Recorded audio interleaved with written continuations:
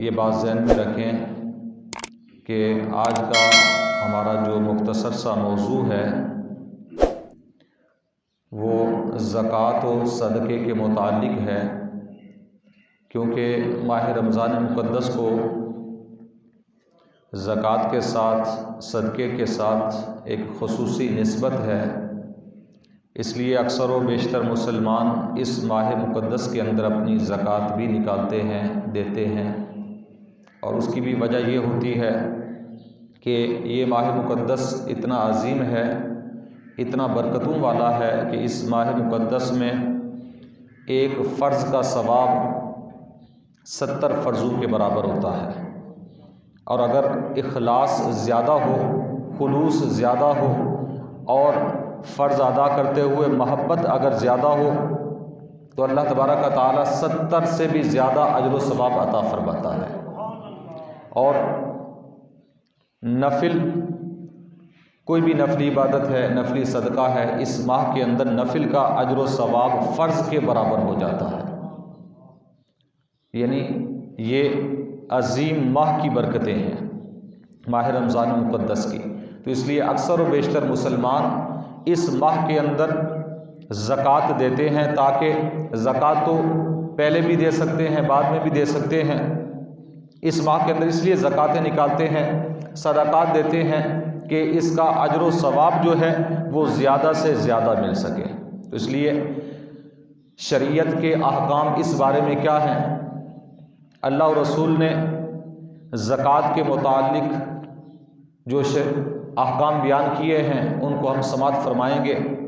सबसे पहले कुरान मजीद फ़ुरक़ान हमीद की आयत करीमा ज़हन के अंदर रखें कि अल्लाह तबारक व तआला ने कुरान मजीद फ़ुरक़ान हमीद की सूरह बक़रा के अंदर ये आयत करीमा बयान फरमाई, या अय्युहल्लज़ीना आमनू अनफ़िकू मिन तय्यिबाति मा कसबतुम, ऐ ईमान वालो खर्च करो पाकीज़ा चीज़ों में से, अपने पाकीज़ा माल में से जो तुमने कमाया।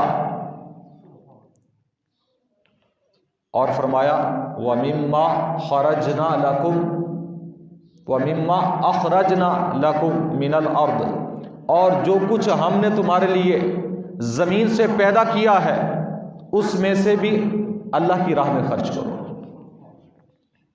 यानी कुरान मजीद फ़ुरक़ान हमीद की सैकड़ों आयात के अंदर अल्लाह तबारक व तआला ने ज़कात के मुतालिक बयान फरमाया है। तो सबसे पहली बात यह है कि ये खिताब ईमान वालों को है।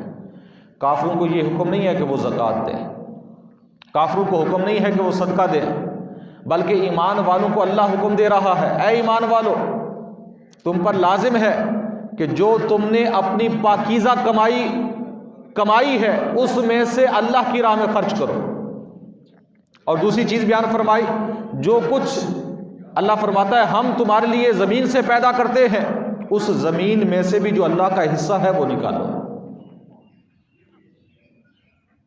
तो अब इस चीज़ को हमने समझना इस तरह से है, आया ज़कात किन लोगों पर फ़र्ज़ होती है, ज़कात किन किन लोगों पर फ़र्ज़ है, कब फ़र्ज़ होती है, ज़कात की क्या शराइत हैं, और ज़कात किन किन लोगों पर ख़र्च की जा सकती है, ज़कात के मसारिफ़ कौन से हैं। तो इंशाअल्लाह इस पर हम गुफ्तगू करेंगे। निहायत ही अहम मौजू है ये, और हमारा मुआशरा इन मसाइल से नावाकिफ़ है। नावाकफ़ियत की वजह से अक्सर व बेशतर ऐसा होता है कि हमारी ज़कातें अदा नहीं होती।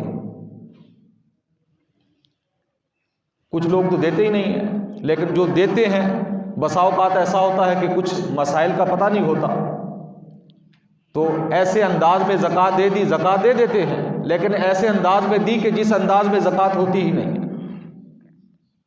तो जब हम दीन सीखेंगे, अल्लाह रसूल के अहकाम सीखेंगे, तो फिर हमें पता चलेगा।